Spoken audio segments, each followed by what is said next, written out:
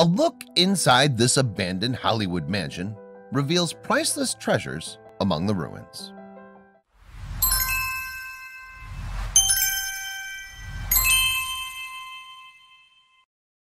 Beverly Hills, California is littered with high-cost mansions and luxury homes. But one has been sitting abandoned for decades without anyone inhabiting it but homeless passers-by and urban explorers. The past owners of this home were Hollywood royalty. Liza Minnelli grew up there. And when they left, they didn't just leave behind memories. Under the blankets strewn across the floor and beside the mountains of papers piled on the floor, something caught this explorer's eye that was left behind by a previous owner. Could it be that one of the biggest stars in the world left something behind? Mansions in Beverly Hills are known for their elegance and lavish reputation. And why wouldn't they be? They're owned by society's elites. Some of the most popular movie stars and richest business owners live side by side. Now, if you don't live near this posh neighborhood, you probably assume that every single house is a stunner, but that's not actually true. A woman known only as Kaylee found something on the southeast corner of West Sunset Boulevard and North Crescent Drive in Beverly Hills. It was a mansion unlike any other mansion she'd seen in the area. The property looked a bit run down. But what was this eyesore doing here? Kaylee wondered before getting a bit closer. She took a photo of the house and sent it to a fellow tipster from a site dedicated to urban exploring. There was very little information about the property itself, but it was obviously the coal among neighborhood of diamonds. It couldn't be possible that someone was living there. What the tipster needed was the lowdown on the house. So she turned to someone named EJ from the Movie Land Directory website, who was a fellow writer on the site. He figured that if anyone had any information about the mansion's history, it would be him. It turns out that he was right. EJ did have valuable information on the mansion's history to share. The house looked completely disheveled and creepy. There was some mysterious force drawing the tipster to the house. Whatever it was, he just couldn't resist it. But what would he find when he got there? He drove all the way to the house, which appeared to be abandoned, but that didn't necessarily mean that it was.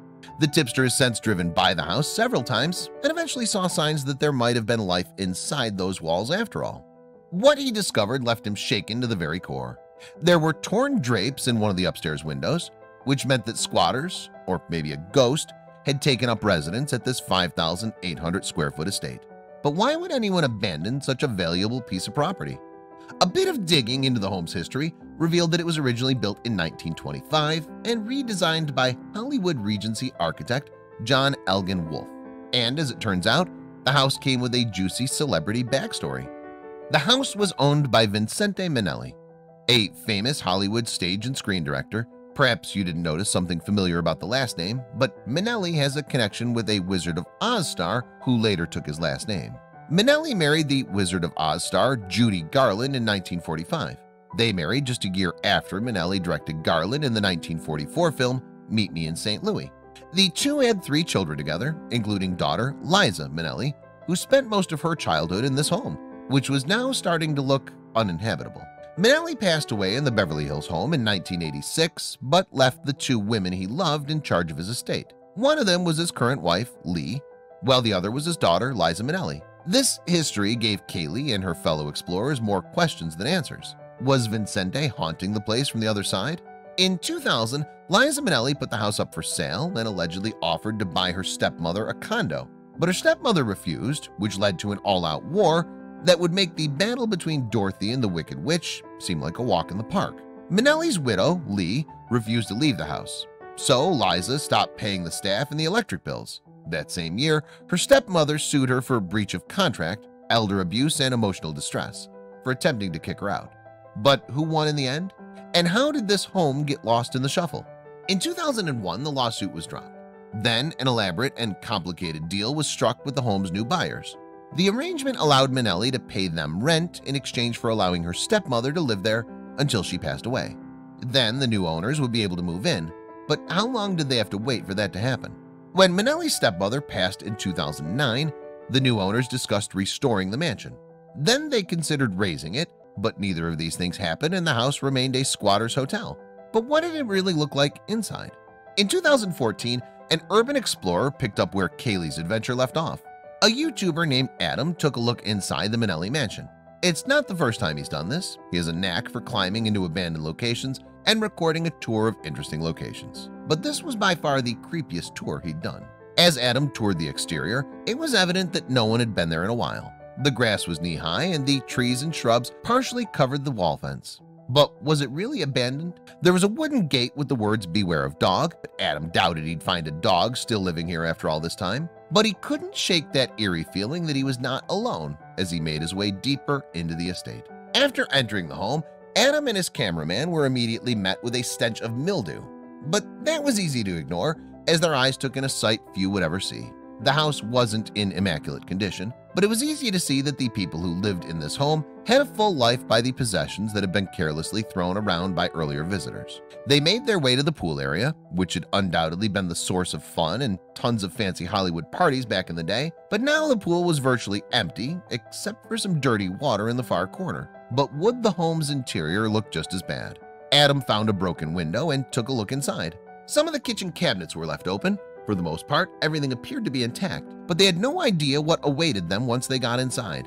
They made their way into the house and found a room with wall shelves and wooden paneling intact, but the floor was dirty and the walls were moldy, and it only got worse from that point on.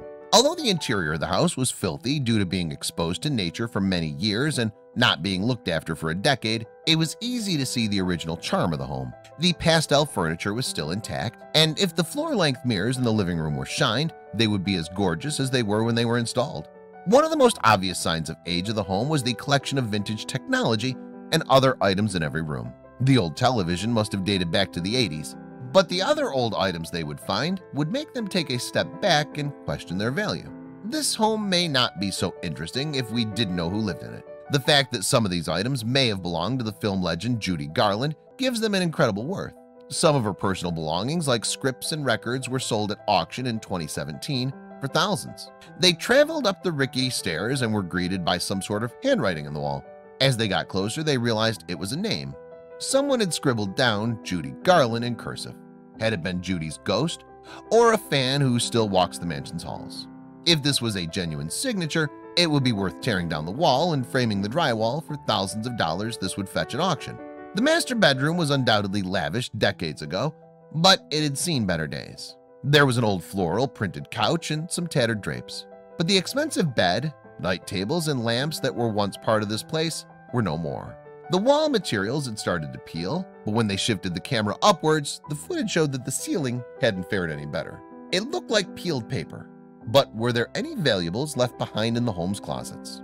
Unfortunately, the closets didn't have anything of value inside. There didn't seem to be any life in the mansion either, more like an echo of life. The remnants served as a remainder of the family who had once called this place home.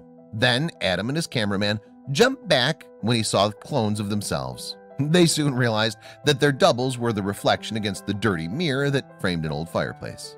There was evidence that someone had lit a fire recently, but they didn't find anyone living or otherwise. Only the distant memory of what once was still remained. The mansion is a creepy shadow of its former self, but it holds priceless memories of a time long past.